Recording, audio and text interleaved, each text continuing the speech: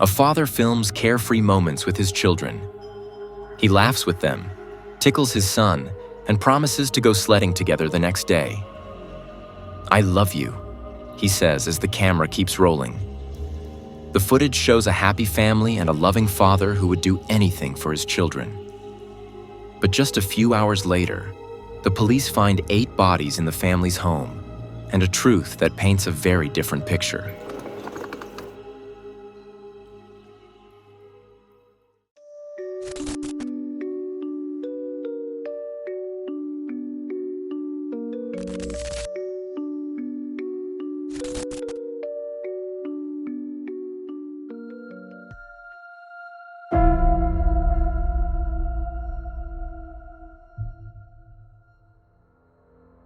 Michael Haight was born on January 7, 1980, in Seattle, and moved to Cedar City, Utah, with his parents in 1981. He attended high school there and then completed a 2-year mission for the Church of Jesus Christ of Latter-day Saints in Brazil. In his free time, Michael enjoys playing baseball, basketball, and soccer. He gained his first professional experience at a fish processing company in Alaska. There, he quickly made a name for himself through his hard work and was promoted to manager. However, he decided to move back to Utah and study business administration at Southern Utah University. There, Michael met fellow student Tausha Earle. She was completing her bachelor's degree in childhood development, and Michael and she fell in love and became a couple. On May 16, 2003, the two married and moved to Enoch, a small town in Utah with a population of about 8,000. They have 5 children together, and, as they are very religious, they base their lives around the church over the next few years.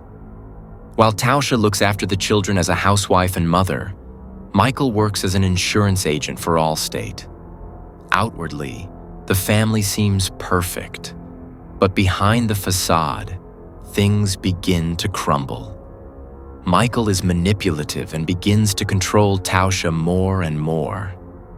According to friends, he blames her for all the problems in their marriage and often speaks disparagingly about her. He not only controls the family's finances, but also monitors Tausha's communications. He takes away her cell phone and car keys when she doesn't follow his rules and secretly monitors her messages and conversations. Friends report that Tausha often whispers when she speaks at home for fear that Michael might record her. Eventually, she begins to set aside some of her meager earnings so she can leave soon. But Michael's abuse and controlling behavior only get worse. He forces Tausha to wash plastic bags and cut baby wipes in half to save money. He orders her never to exceed the set budget. When Tausha once spends $30 on a rug, Michael loses his temper. In the summer of 2022, Tausha begins to change her life. She loses weight, gets her nails done, and starts taking better care of herself again. Michael responds with accusations and blames her for cheating on him.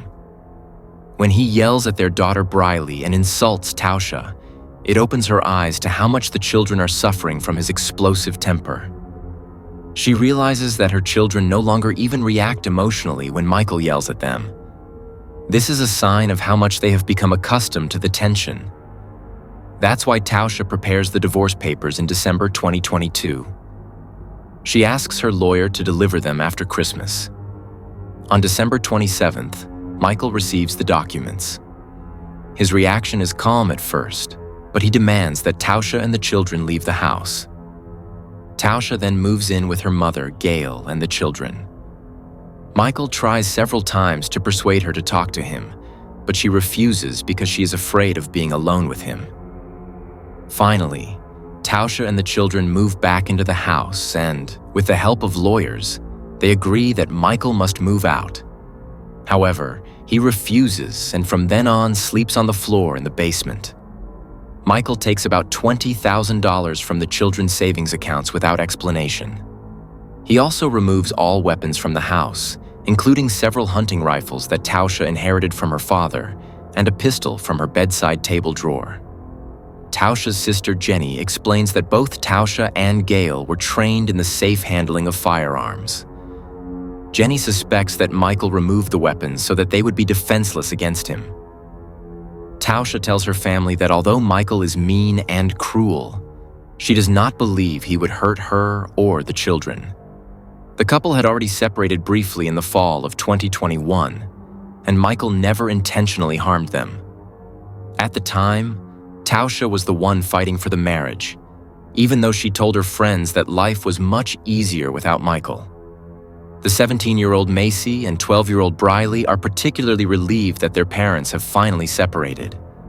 The children are glad they don't have to move out of the house and tell their friends that it's much more pleasant at home without their father. On January 3, 2023, Michael films himself playing with his children and talking to Tausha. In one of the clips, he says to his children, "Maybe we'll go sledding again. We won't do that today, but we can go to the mountains, maybe tomorrow or the day after tomorrow." Later that evening, he records another video in which he talks to Tausha about child support payments. He accuses her of turning the children against him. The system play out, and why you're feeling like you have to get some motion to remove me from here. Our kids have mentioned, especially our older two, have mentioned that when you're here, it is more tense. Trying to help provide and trying to be a good husband for you. And I'm sorry I have fallen short in ways. You do need help. I hope you can get it. I want you to. I want it. I've told you. I deserve to be treated so much better. I'm done. You have shut those down every time. So I don't have a voice, Mike. I don't have a voice. I will have freedom now.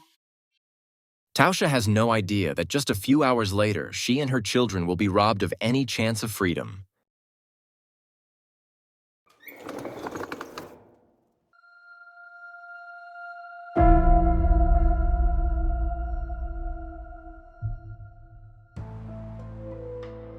On the morning of January 4th, 2023, at around 3:30 a.m., a neighbor hears several loud noises that she thinks are fireworks. When the children do not show up for school and do not respond to messages or phone calls, relatives alert the police who check on the family in the morning. But no one answers the door. The officers then return to the station. Around 4 p.m., a friend of the family enters the house through the unlocked side door and discovers a lot of blood and a lifeless body inside. He alerts the police again, who search the house shortly thereafter. The Haight family home has 6 bedrooms on 2 floors. Scattered throughout the rooms, officers discover the bodies of the entire Haight family. This includes Tausha's mother, Gail, who was apparently with her daughter to protect her. All 8 family members were shot. 40-year-old Tausha is found in bed next to her mother, Gail. Tausha is lying on her back, partially covered with blankets and sheets. There is a large amount of blood on the pillow next to her. Her mother, Gail Earl, is lying next to her in her nightgown with a gunshot wound to her forehead. 4-year-old Gavin is lying on the floor of the same bedroom. He's wearing his favorite pajamas, blue pajamas with monkeys on them. He's lying with his head on a pillow and is partially covered with a blanket. He has a gunshot wound to the back of his head. 12-year-old Briley, 7-year-old Sienna, and 17-year-old Macy are lying on their beds. They were also shot. All died immediately after the first shot. Only 7-year-old Ammon survived at first. From the bloodstains on his loft bed and the bloody footprints in his room, investigators reconstruct that Ammon was shot while lying in bed. He tried to escape from the bed and was then murdered in a corner of the room by another shot to the back of the head. 42-year-old Michael Haight is found in the gym of the house. He shot himself. The murder weapon, with which he had previously shot his wife, mother-in-law, and 5 children, lies between his legs. Paper is stuffed in his ears, presumably to muffle the sound of the shots. Next to his body is a handwritten suicide note. In it, the Tausha blames her for everything, calls her manipulative, and accuses her of making him and the family look bad. This is nonsense, and I can't take it anymore. We won't be a burden on society. I've asked for help over and over, but you didn't listen. I'd rather rot in hell than live another day with this manipulation and control over me. What is particularly sad is that not only did 7 innocent people, including 5 children, lose their lives that day, but that there had been several opportunities in the years before to prevent such a tragedy. According to reports from the authorities, 17-year-old Macy had repeatedly tried to draw attention to the abuse by her father in the years before her death. In 2020, she told the police that Michael had been abusing her since 2017, including an incident in which he strangled her so badly that she thought she was going to die. Michael was then questioned by the police. The officers later described his behavior during the interview as almost aggressive. However, their final assessment was that there was no evidence of violent behavior on Michael's part. An officer notes in his report, "I explained to him that I would not be charging him with a crime at that time. I spoke with him about the importance of Macy continuing to see her therapist and advised him to continue seeking help for his anger issues." The case is closed a few days later, and the Child Protective Services report also concludes that Macy is safe. In January 2021, Macy reported further incidents to Child Protective Services. She reported that her father had shouted at her during a car trip on the highway and swerved the vehicle abruptly, causing the children to be injured by their seatbelts. Macy also said that Michael had once grabbed her by the head and pushed her against the hard side of a sofa. "Dad reacts impulsively to everything he doesn't like. He yells a lot, wants to make sure we know he's right," she says. Macy goes back to the police and reports that her father has become aggressive over the past 3 years, that he has strangled her, that she is afraid his attacks will get worse, and that she is very afraid he will kill her. Michael tells the officer that his daughter, who is 14 at the time, is just talking back. Tausha tells the officer that she doesn't think it's necessary to file a report and that she thinks the officer's visit was a wake-up call for him. The officer explains that there are no signs of violent behavior on Michael's part and the investigation is closed. On December 8, 2022, less than a month before the tragedy, Macy contacts Child Protective Services again. According to the agency, she does not make any new allegations but merely repeats those from 2020. However, this contradicts the records of a home visit to the family on December 19, 2022. There, Tausha describes how Michael lifted her 7-year-old son Ammon and threw him on the floor because he did not want to go to school. However, Tausha does not want to press charges against Michael before he is served with divorce papers. She also mentions that Michael repeatedly threatened to kill himself. Child Protective Services advises Tausha to contact the police if the situation escalates. Michael is not questioned. Macy has a secret cell phone to collect evidence against her father. In a message, she writes, "He looked at me like he hated me. His eyes looked pure evil." But shortly before Christmas, Tausha discovers the phone and takes it away from her. On December 22, 2022, Michael tells a friend that he lost his job at Allstate Insurance, allegedly because of accusations that he embezzled funds. Michael claims that the accusation is untrue and was only made to deprive him of his bonus. Because of the accusation, it has become difficult for Michael to find a new job in his field. On December 30th, Michael begins conducting conspicuous internet searches. Among other things, he researches: how loud is a 9mm shot? Would a neighbor hear a shot in the garage? And how loud is a 40mm pistol?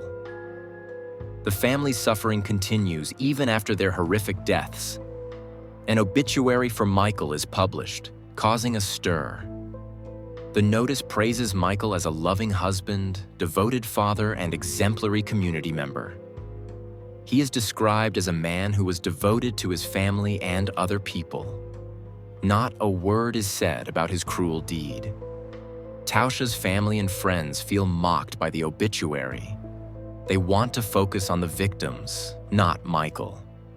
They remember Tausha, who loved to bake bread and was always there for her friends and neighbors. Her mother, Gail, an open-hearted and patient piano teacher. 17-year-old Macy, who was looking forward to starting college in the fall and loved her siblings more than anything. 12-year-old Briley, who played the piano and cello and was always immersed in a book. Twins Ammon and Sienna, who loved taking pictures and building with Legos. And 4-year-old Gavin, who was a happy child and loved to cuddle and play with his siblings. Their family thinks of them every day and misses them dearly. Unfortunately, they never got to experience the freedom they hoped for as a family. And that brings us to the end of today's video. What do you think about this case? Feel free to write your thoughts in the comments. By doing so, you'll also be supporting this channel. If a video receives a lot of interaction shortly after being uploaded, it is more likely to be recommended to people who have not yet subscribed to Insolito. Remember to subscribe to the channel and activate the bell. Otherwise, there's not much more to say. I wish you a good morning, afternoon, or evening, depending on when you're watching the video, and hope to see you again in the next video. Until then, ciao everyone.